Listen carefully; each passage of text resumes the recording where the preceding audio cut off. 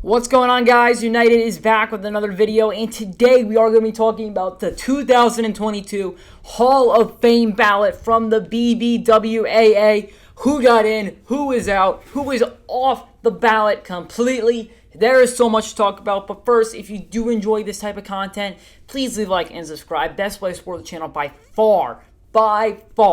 Anyway, let's get into it. Starting at the bottom, we're going to quickly talk about the guys who are under the 5% threshold to stay on the ballot. Now, all but one of these guys is on their first year. So, yeah, let's just start. Jake Peavy is 0 votes. He will not be staying on. Carl Crawford, also 0 votes. He's off.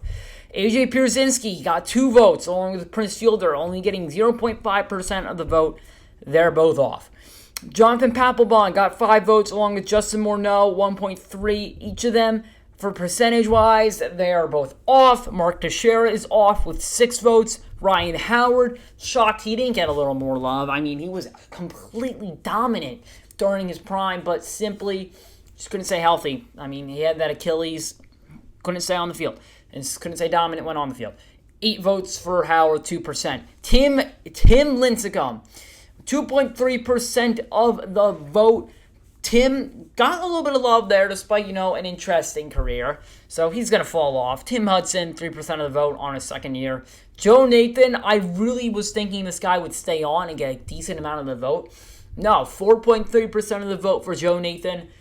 Arguably, he's a great relief pitcher. I would have been, just simple lack of relief pitcher love is in the air with Joe Nathan.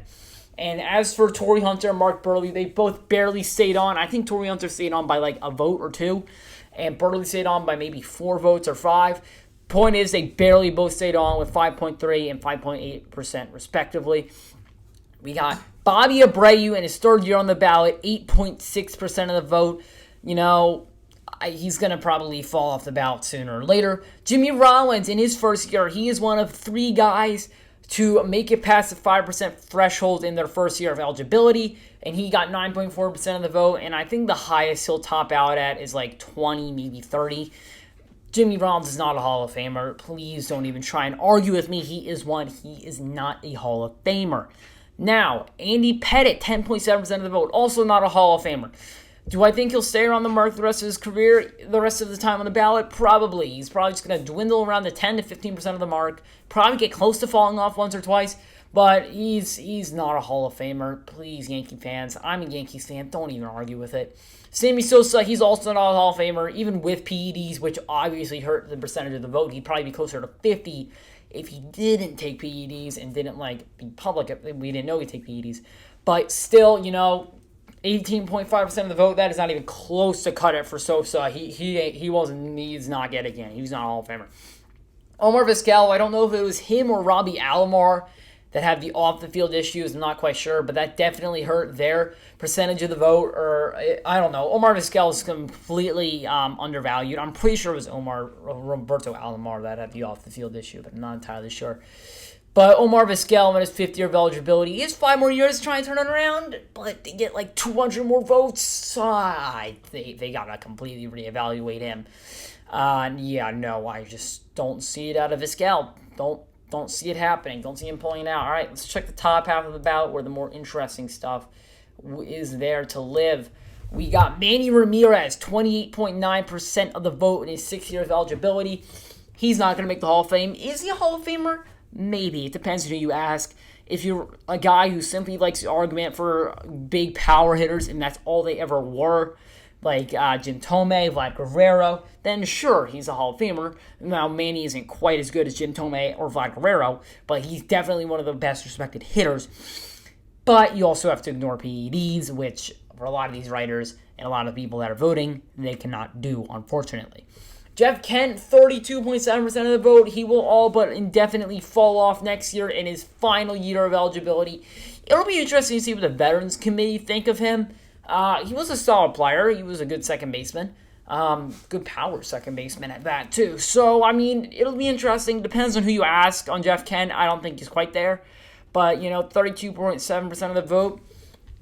Could get up to 40 next year on his final year of eligibility. You never really know. But, Veterans Committee could give him some love. They could also just shell him and say, go in the trash, you're not a Hall of Famer. Alex Rodriguez, he's also in that club with Jimmy Rollins. So, first-year eligibility, 34.3% of the vote. Now, the real problem with A-Rod is off-the-field issues and PEDs. Man, this guy was he was something, all right. A-Rod was something. A lot of people that vote or are voting for this do not like him because he is a little bit of a douchebag. And not a lot of people like him. He took steroids. He lied about doing steroids, and then he took them again. I'm pretty sure. No, he said he took them. And he apologized. He didn't think he took them, but then he took them again, and then he got a long suspension. And then a lot of people were mad at him, and then more still people are mad at him. So, A-Rod, it'll be interesting. If you ignore everything, the PEDs, the lying off the field issues, he is a surefire 100% Hall of Famer. But, unfortunately, the people on the ballot do not ignore that type of stuff. So, that's why he's sitting 34.3% of the vote instead of 100. My point. And we got Gary Sheffield with 40% of the vote. 2 more years on this ballot, baby.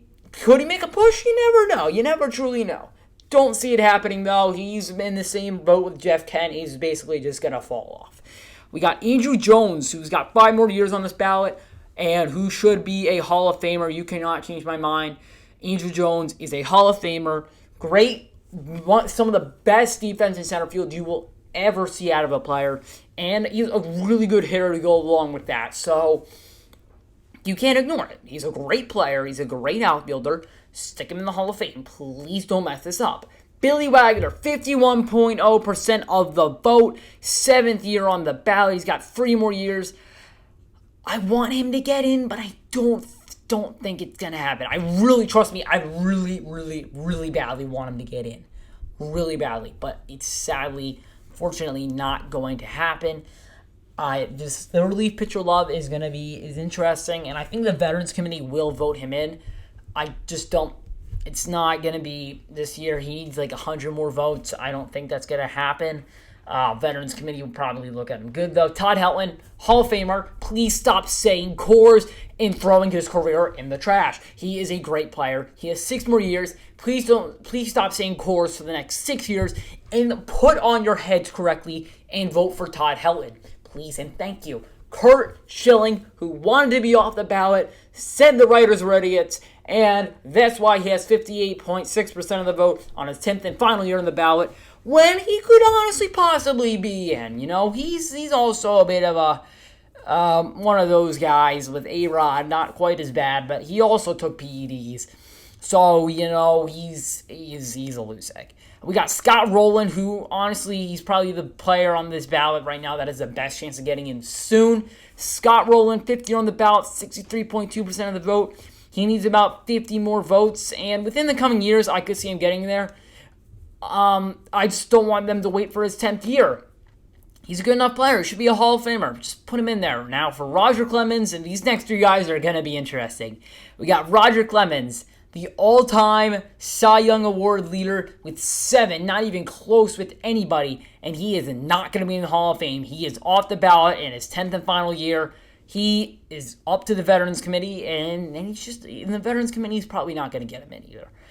Clemens, he's one of the best players of all time. That's plain and simple. He's one of the best pitchers of all time, probably top 5 at least, and he's not going to be cherished among baseball greats in a baseball Hall of Fame, which is just crazy. He should be in the Hall of Fame. I know he took PEDs, but he is still so good. Please put him in the Hall of Fame. Use your brains, people. Oh, Veterans Committee, Barry Bonds, not a Hall of Famer. The all-time home run king. Intentionally walked with the bases loaded. Intentionally walked around 70 times in one season. Oh my gosh. Barry Bonds. 66% of the vote, about 40 votes shy of making it into the Hall of Fame. He should be in the Hall of Fame, people. Come on. Barry Bonds, Hall of Famer. I know the PEDs and the perjury games and all that stuff. He is the all-time home run leader in MLB. Please open your eyeballs and put him in. I know you may not like him, but plain and simple, he is the best player. One of the best players of all time and the best home run and disciplined guy of all time. Oh my, please vote him in. The only guy to get in this year, Big Papi, David Ortiz, on his first year on the ballot, got 77.9% of the vote. Congrats to Big Papi. He's a surefire Hall of Famer. And if you don't think so, please debate a wall, because you're just wrong. David Ortiz is a Hall of Famer. Congrats to Big Papi. Should he be joined by Bonds and Clemens? Yeah, probably. But that is not the point. Thank you all so much for watching this sort of rant video, sort of like analysis of the 2022 Hall of Fame ballot and all the votes and percentages. If you agree with what I say, please argue about Bonds and Clemens in the comments. I'm really interested to see what you guys think of them. And, obviously, congrats to Big Papi. He deserves to be in the Hall of Fame by far. Don't even get me started. I know I'm a Yankees fan. I'm putting my bias aside. He's a Hall of Famer. Please stop. Thank you all so much for watching. I'll see you in the next one. Peace out.